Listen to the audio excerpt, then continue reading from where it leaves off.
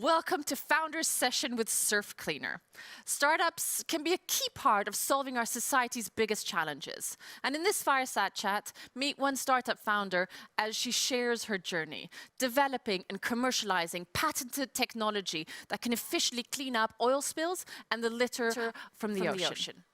Find out how SurfCleaner became the heart of water and made a positive impact on our environment. Meet the fantastic founder, Christina Lundbäck from SurfCleaner. It'll be moderated by Cathrin Johansson, Community Manager Startups of Ignite Sweden.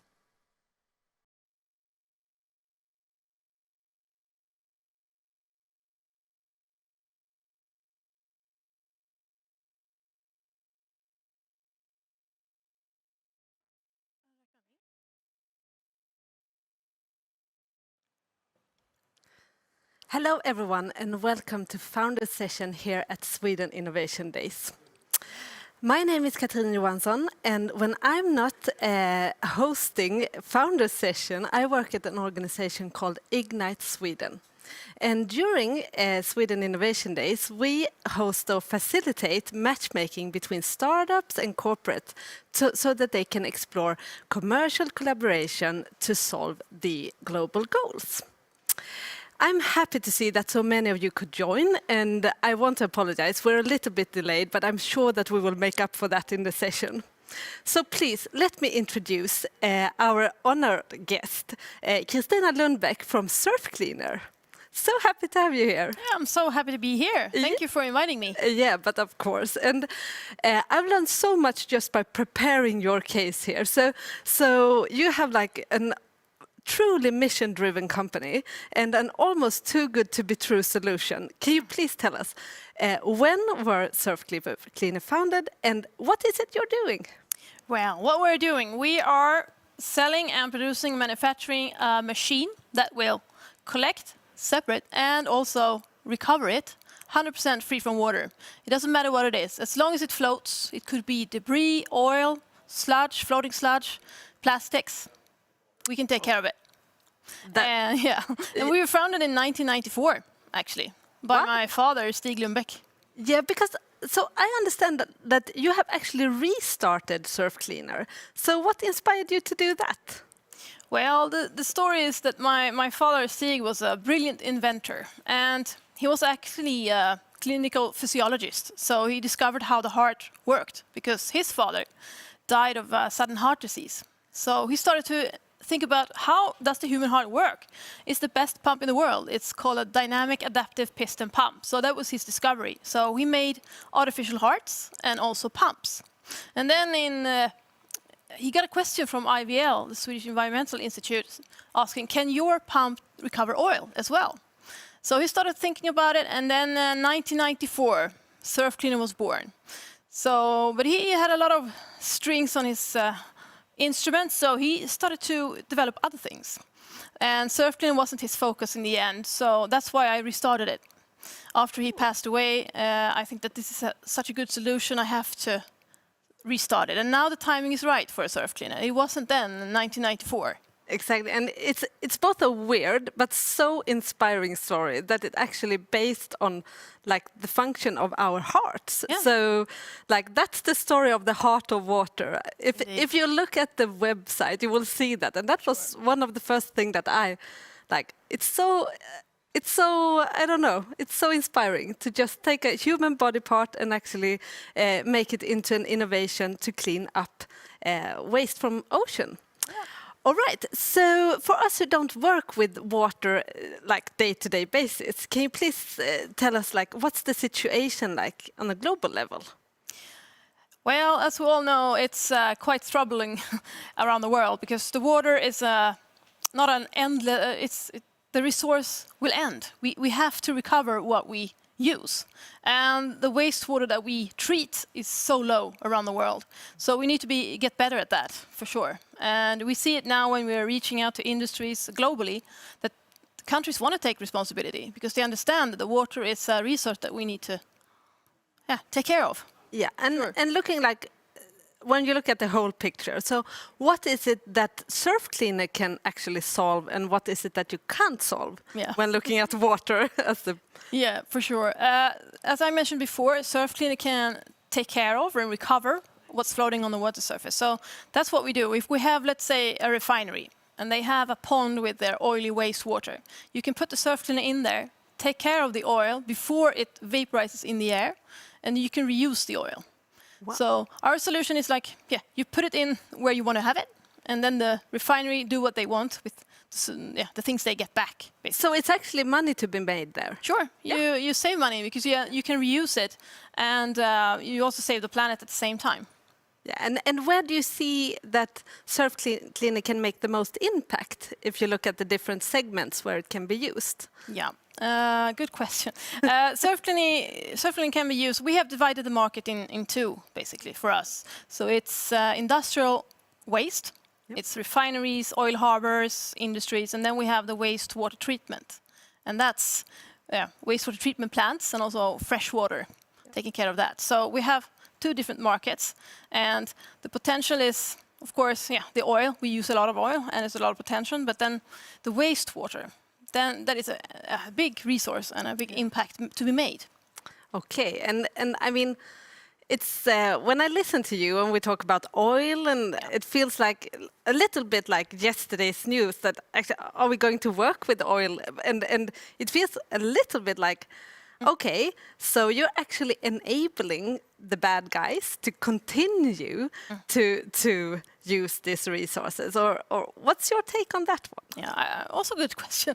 Nothing is black and white. I mean, you can say that we enable the industry to go on, but look at yourselves. I mean, you use a lot of plastic still, and the cars are still on fossil fuels, and the tanks. That's people order goods from China, transport all over the world. So we still use this oil, but we can make it more efficient because now it vaporizes up in the air if you don't take care of it, and you can use it as a resource. But it's nothing that's not our aim, to make oil great again. Our aim is to get rid of it a little bit. So, but we need to help out. It's a transition. And you're actually helping with getting rid of them. Yeah, we are, and it's a transition. So we rather decided to help out instead of ignoring it. Yeah. And I actually got that question from an investor. How do you go for a dying market?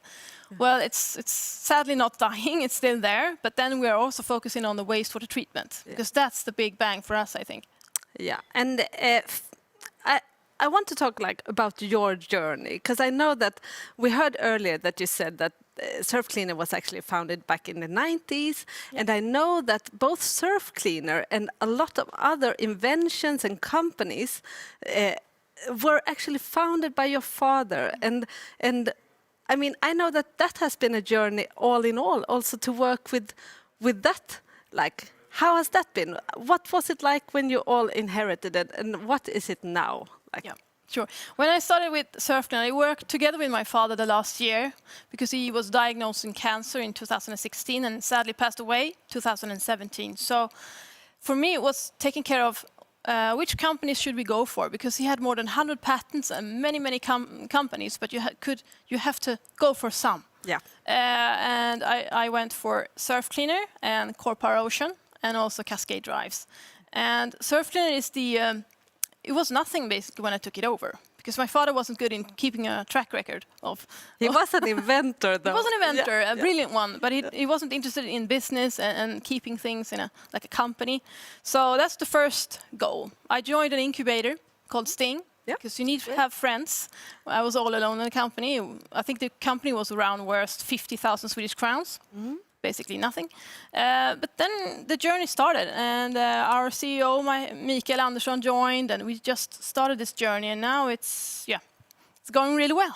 Yeah, it's so cool to follow, because you have actually, I mean, you have turned this commercialization journey into a flying start, I would say, just by also attracting people who have the same mission as you have. So, being on this journey, what has been the most challenging for you so far? I think the challenge is sometimes when you have an old company with a great idea, maybe the timing wasn't perfect, but now it is. And then you have to restart it, and then you go to these kind of innovations loans or grants, but then you're too old, because you need to be below 5 years. And it's been a struggle to get the funding, the first one. Yeah. When the friends and family and fools are over, you need to take the next step to get some grants. But then Yeah, that's the most challenging thing in the beginning. Yep. But then when you get the snowball rolling, everybody wants to jump on board because they see the potential. But the first part is really difficult, and that's why we joined an incubator, because then you got the contacts and friends you need. That's really wise. I think you should never underestimate to actually have that surrounding, and also having people who back you up, and having wingmans and wingwomen supporting your case. So on the other side, what has been most rewarding? I think that is what we are now. I mean, before I was alone, I worked 3 years without no pay, and I had to do everything because otherwise it wouldn't happen. But now it's like a big organism living its life on its own. You have people taking responsibility and doing stuff. And I think I get goosebumps every Tuesday because we have meetings with the company just to talk around the table. And everybody just do things in the right direction. I think that's really cool when you don't have to be the one taking everything. So that's the coolest part for me. I agree. So it has its own life now. That's really cool. And I can't have you here at Sweden Innovation Days without asking you about the global goals. Sure. So which or what global goal are you targeting? Yeah, so we're targeting the water treatment goal, 6.2 if you want to be like exact about it. But it's because now you only treat 20% of all the wastewater that's been used in the world. And that's not going to fly. So the goal is to increase it to 60%. But how are you going to do that? You need to have something doable. So that's one of the targets that we really want to take on, because then you also reduce the carbon footprint as well. Because all of this wastewater that you take out, the sludge, it will create methane gas. It's no good, but we can reuse it as a resource. So our main target is the water one. Yeah, so listen in, everyone working with wastewater and fresh water and oil. Here's the solution, I would say. Here we are. Here we are, yes, okay. So we're all interested in having clean water, right? But I'm curious to know, like, what is your typical customer at the moment? So we have divided the market in two, like I said before. So then you have the refineries, because all of their wastewater, rainwater, anything from the process will end up in big basins. Yep. And the purpose there is that the oil will go up to the surface, and then they will manually or use a vacuum truck to take it away. But then SurfCleaner is there, so we actually reduce their CO2 emissions from the basin. Because if you have a lot of oil, the sun will take care of it. Sort of. It will go up in the atmosphere, but then we can take care of it right around the source. Yeah. So that's one part, the oil industry and whatnot. But then you also have the wastewater treatment plants, because, as I said before, it's expensive with water, and there's no automatic way to get rid of the floating sludge. Nope. Because it's bad bacteria, and we need to get it off. But then you can use it as a resource and make biogas or as a fertilizer. That's fantastic. Because I wondered, like, before we came here, I was like, but what would you do with the SurfCleaner? Like, when the SurfCleaner, so it's fantastic. So it's actually become a resource again. Yeah. Yeah. All right. So looking at the business case, how far have you come regards to commercialization? We've come pretty far, I think. We have 2 models that we sell right now that are finished. One bigger one for refineries, and then you have a smaller one for tunnel projects and minor customers. It's portable. You can lift it away and take up at least 1 cubic meters of oil per hour with it. So it's really cool. So they are ready to go, and we sell them now. So that's one of the parts that we sell directly, and we also do a leasing thing. But we're going to investigate if people want to require us as a service. And that's a totally different business model, but something that we are looking into. And then we have the wastewater treatment plant machine. It's been developed and now being tested in 2 of the biggest wastewater treatment plants in Sweden. Cool. And then, the results are good. We can take care of the sludge, but we need to know what to do with the excess, what to do with it. So that's what we're also investigating. So I think that we're good in that sense. We are selling directly and also using partners. Sounds fantastic. And I mean, you just said using partners, because no man is an island. So how are you planning to grow? I mean... it's a large world. It's a large world, and that's why we just took in some capital this last spring to be able to grow, because that's our focus point. To at least we staff up, you get the service engineers that you need, the salespeople, but also to build a distributor network, because that's quite difficult. You need to be present, you need to help them. It's like a relationships, it takes time. So that's our long-term thing to do. And then short term, we sell directly in Sweden and northern countries just to get sure the business models, because then we can transfer it back to help the distributor. But yeah, you need friends. So we're going for distributor network and partners. Cool. Listen up. Yeah.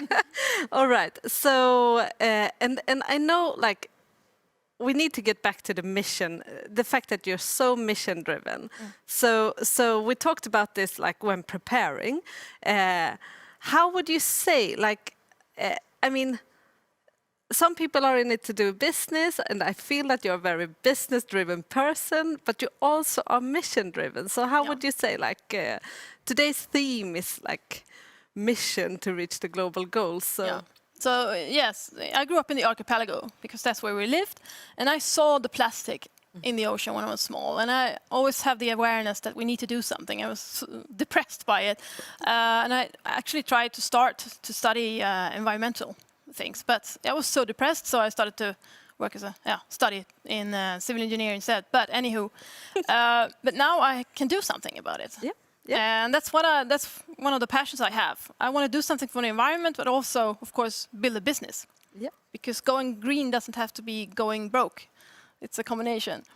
So we are actually a mission-driven company. Everybody has a reason to work for SurfCleaner. It might be slightly different, but the main focus is to do a real positive difference. Yeah. And how would you say that the journey of SurfCleaner has changed you as a person? I got more patience, and it's easier to delegate now, because I have to. For me, it was difficult to let go because it was my father's invention, the legacy, and feeling a little bit control freak in the beginning. But now I've learned to let go. I mean, you have to give some to get some, and you have to let people shine, and don't micromanage it. You should support, but don't interfere too much, because you have to trust your partners and your colleagues. So I've learned something about that for sure. That's some leadership skills that never go out of style, and you really need to keep evolving, right? So, like, now we have people listening from all over the world. I would like, if you could wish for one thing that could help SurfCleaner move forward, what would that be? One of those questions, really difficult. One thing, but no, you could have more. No, but it would be one thing for benefit the world would be that people understand how to treat the resources. Don't throw plastic in the ocean. Don't take bad decisions. Just people's awareness, because then it would happen a lot of things. But of course, I have a business thing. I wish that decision makers and the companies would reach out to us to see what we can do for you. Because then we can make a real impact. The more SurfCleaner is out there, the bigger the impact. And I mean, rumor says that you have conducting some research now, and that there might be something interesting coming up later in March. Is that true? True. I was the project I mentioned before when we had the studies together with the 2 wastewater treatment plants. Because there's no automatic way today to take care of floating sludge.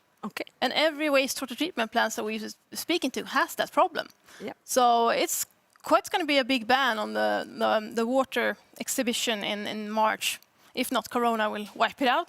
But it's going to be really interesting to see, because we are also studying if we can take microplastics as well, because microplastic gets stuck in the floating sludge for the most part. And if we can retrieve it and remove it instead of just recircling as you do today, you get rid of that, and also bad bacteria. So I think it's cool research that we do. I did say in the beginning that it's almost too good to be true.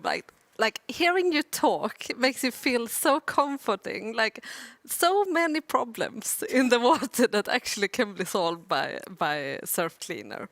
And I know that we have many companies listening in, many founders that are actually part of the matchmaking here. And I know that you also have some meetings coming up this weekend or this week. So And you have been collaborating with large organizations through your entire journey. So what would be your best recommendation for the people listening in who will have meetings with corporates during Sweden Innovation Days? Yeah, I have a few, but I think the most important is to know who you're talking to. Is this a decision maker or not? It could be just a way in, but you have to make sure, because sometimes the big companies, no offense, can take a little bit long time to get the right people in the meetings, and a small startup might just poof, go away because you don't have that time.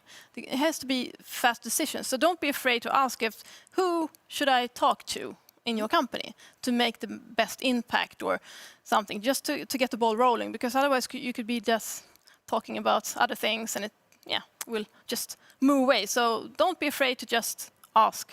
Exactly, because you need to get the work done right. So you need to talk with the right person. And if that's not in the meeting, then you need to have that one. And I feel also that the bigger companies are now trying to adapt a little bit for the smaller ones, because as you know, a small company, they have fast decisions and they're like ongoing, and bigger companies have to make sure that everything is in line and following the business thing. So it might be good to start a small hub in your big company to take care of the little startup coming in, because then you have the fast interaction. So you don't have to be ending up in a waiting line just. Exactly, because even if it's just a commercial collaboration, it's like a marriage also. Sure. You need to have good relationship, and you need to have someone who actually cares for the startup or scale up that they work, because it's so different cultures, right? It's like with investors. That's also a sort of a marriage. You have to make sure that you're on the right path together, that we're a good match. Otherwise, it's not gonna work out. So now we keep our fingers crossed for a lot of marriages post Sweden Innovation Days. Sure. All right. It has been a really good time having you here, Christina. I'm so happy that you could join the session, and thank you for all the insights. Yeah, sure. Thank you. Tomorrow we'll be back with another founder session, and then we will talk to Katarina Eriksson, founder of Thermiscan, who also is a very interesting impact startup company. And I just want to thank you all. Thank you, Christina. Thank you all for listening. It's been a really good time having you, and stay safe and have a really nice evening. Bye-bye.